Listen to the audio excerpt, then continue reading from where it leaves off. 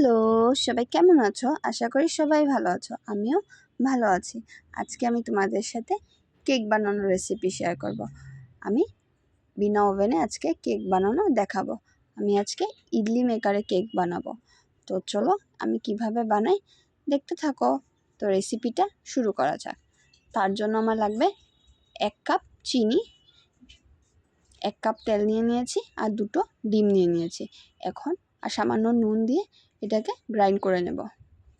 দেখো আমার পেস্টটা রেডি হয়ে গেছে। এখন আমি আধা কাপ দুধে 5-6 চামচ সুজি দিয়েছি আর 4-5টা কাজু দিয়েছি। আবার এটাকে গ্রাইন্ড করে আমি নিয়ে নিয়েছি।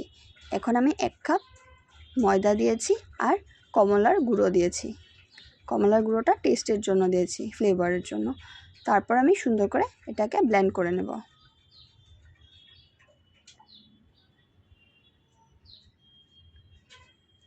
এক চায়ের চামচ বেকিং পাউডার দিয়েছি আর হাফ চা চামচ বেকিং সোডা দিয়েছি। আবার সুন্দর করে মিশিয়ে নেব।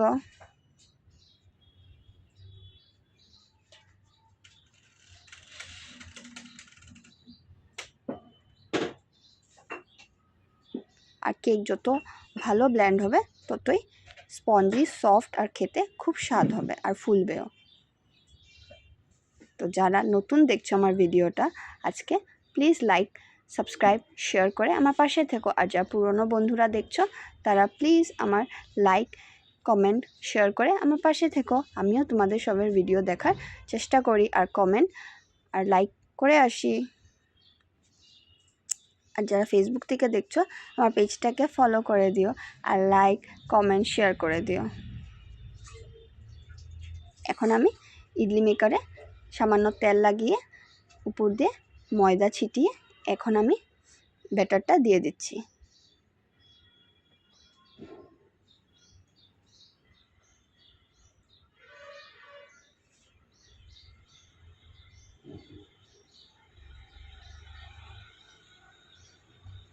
আমি ইডলি মেকারটাকে আগে আমি হিট করে নিয়েছি অল্প সময়, আর নিচে আমি বালি দিয়ে দিয়েছি। বালি না পেলে নুনও ইউজ করতে পারো, বাট জল দেওয়া যাবে না, না হলে এটা সফট হয়ে যাবে। আমি এখন বসিয়ে দিলাম। এখন ঢাকা দিয়ে আমি ইডলি মেকারটাকে স্টিমটা লো করে দেব। আর আমি এটা বাড়িতে বানিয়েছি টুটি ফ্রুটি। তো টুটি ফ্রুটির রেসিপি আমার চ্যানেলে শেয়ার করা আছে, যদি ভালো লাগে তোমরা গিয়ে দেখতে পারো।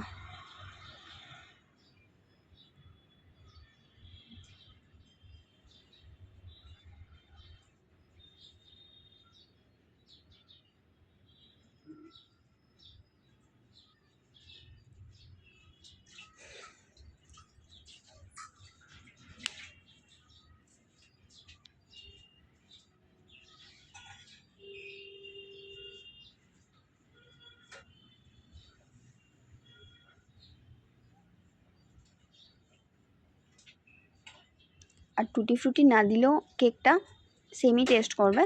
আমি সৌন্দর্যের জন্য দিয়েছি।